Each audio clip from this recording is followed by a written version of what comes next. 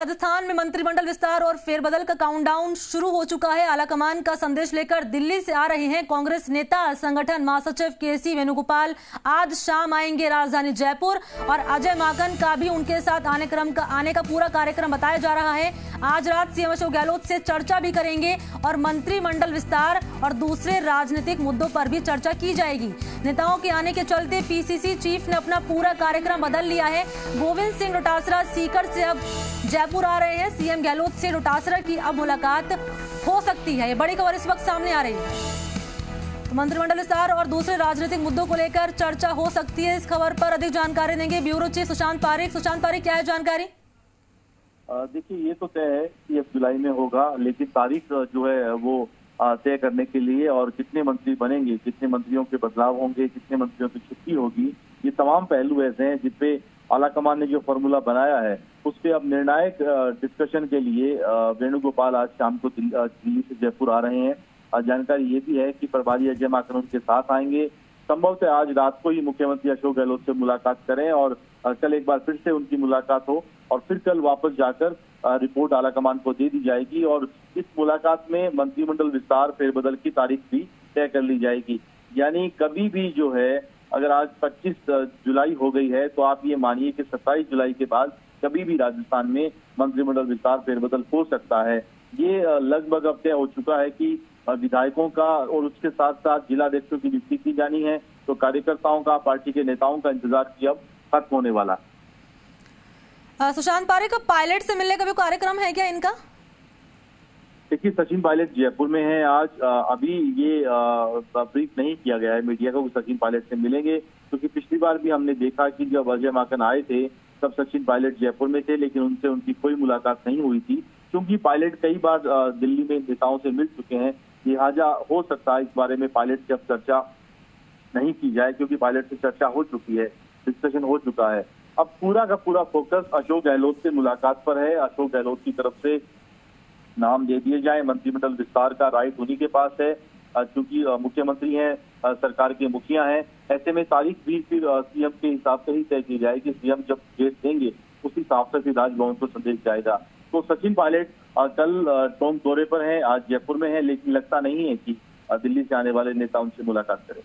अच्छा, मुझे आपसे दो चीजें और जाननी है। पहली सवाल तो ये कि कोई अभी समय बताया गया है कितने बजे तक आ सकते हैं जयपुर, और दूसरी बात ये कि जिस तरीके से अब आपने पहले भी जानकारी दी थी इस खबर को लेकर कि 9 पद खाली हैं और 40 से अधिक दावेदार हैं, ऐसे में दावेदारों को नाराज भी नहीं करना है और मंत्रिमंडल विस्तार भी हो जाए, राजनीतिक नियुक्तियां भी हो जाए और कुल मिलाकर जो असंतोष की स्थिति पार्टी में बनी हुई है वो भी खत्म हो जाए, तो ऐसे में सीएम के लिए बहुत बड़ी चुनौती। सुशांत पारिक, बिल्कुल, समय तो है वो 9 बजे के आसपास बताया जा रहा है कि 9 बजे जयपुर पहुंचने का है। अगर 9 बजे पहुंचते हैं तो फिर हो सकता है कि सीधा सीएम आवास ही पहुंचे और सीएम के साथ ही रात्रि भोज में वो शामिल हों। अगर उससे पहले आते हैं तो हो सकता है कि होटल में कुछ देर वो विश्राम करें। लेकिन जो आपने सवाल किया मंत्रिमंडल में जगहों को लेकर, तो 30 जो है मंत्री अधिकतम बनाए जा सकते हैं मुख्यमंत्री को अगर मिला लें तो भी, और 21 अभी वर्तमान में है, यानी 9 पद खाली हैं। लेकिन दावेदारों की संख्या 40 से ज्यादा है, क्योंकि पायलट खेमा अपने वरिष्ठ जो विधायक हैं उनको मंत्री बनाना चाहता है। जो बसपा से कांग्रेस में आए हैं 6 जो विधायक, उन 3 से 4 ऐसे हैं जो ये मानकर चल रहे हैं कि उनका नंबर आएगा। जो है 10 ऐसे निर्दलीय हैं जो पूरी तरीके से कांग्रेस से जुड़े हुए विधायक हैं, जो लंबे समय से पार्टी के सिंबल पर जीतने वाले थे और इस बार टिकट नहीं मिला तो वो निर्दलीय चुनाव लड़े, उनका समर्थन अशोक गहलोत के साथ है। इसके अलावा बड़ी संख्या में ऐसे लोग भी हैं जो वरिष्ठ हैं लेकिन पिछली बार उनका नंबर नहीं आया था।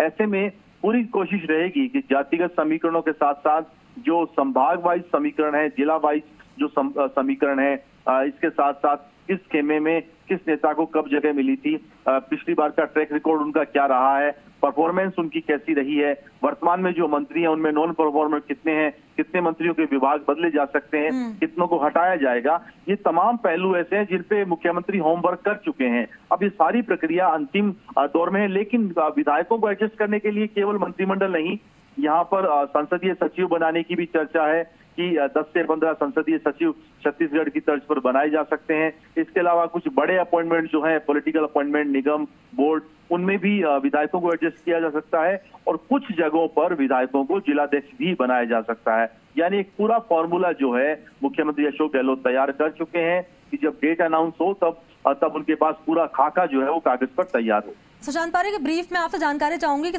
ये जानकारी मिले तो सचिन पायलट को मंत्री बनने का ऑफर दिया गया था, उन्होंने ठुकरा दिया। ऐसे में ये जानकारी कि उनको प्रभारी बना सकते हैं, इसको लेकर कुछ अभी अंदर से जानकारी सामने आ रही है? देखिए, सचिन पायलट मंत्री नहीं बनना चाहते, ये वो पहले दिन से साफ कर चुके हैं। हालांकि ये जरूर चर्चा थी कि अशोक गहलोत ने कहा था कि तीनों जो मंत्री बर्खास्त किए गए थे उन तीनों की वापसी हो जाए, जिसमें सचिन पायलट, रमेश मीणा और विश्वेंद्र सिंह शामिल हैं। लेकिन सचिन पायलट के इनकार के बाद अब ये है कि जैसे ही राजस्थान में मंत्रिमंडल फेरबदल विस्तार होता है उसके बाद फिर सचिन पायलट की नई भूमिका जो है दिल्ली में होगी, उनको महासचिव बनाया जाएगा और उसके बाद किसी बड़े स्टेट, खासतौर पे महाराष्ट्र और गुजरात का नाम है कि उनका प्रभारी बनाया जा सकता है। सचिन पायलट भी चाहते हैं कि उनकी टीम जब यहाँ पर एडजस्ट हो जाए और लोगों को सम्मानजनक जगह मिल जाए उसके बाद वो अपनी नई भूमिका में जाए। लेकिन फिलहाल ये बिल्कुल क्लियर है कि सचिन पायलट मंत्रिमंडल में नहीं जाना चाहते हैं, ना ही उनके नाम पे चर्चा हो रही। बहुत शुक्रिया आपको सुशांत पारेख, महत्वपूर्ण जानकारी इस खबर पर देने के लिए। तो ब्यूरो चीफ सुशांत पारेख हमारे साथ जुड़े थे इस वक्त फोन लाइन पे, जिन्होंने इस खबर को लेकर महत्वपूर्ण जानकारी दी और बताया किस तरीके से आज जानकारी ये मिल रही है कि केसी वेणुगोपाल के साथ आने का कार्यक्रम है अजय माकन का और मंत्रिमंडल विस्तार को लेकर एक बड़ा फैसला सरकार ले सकती है।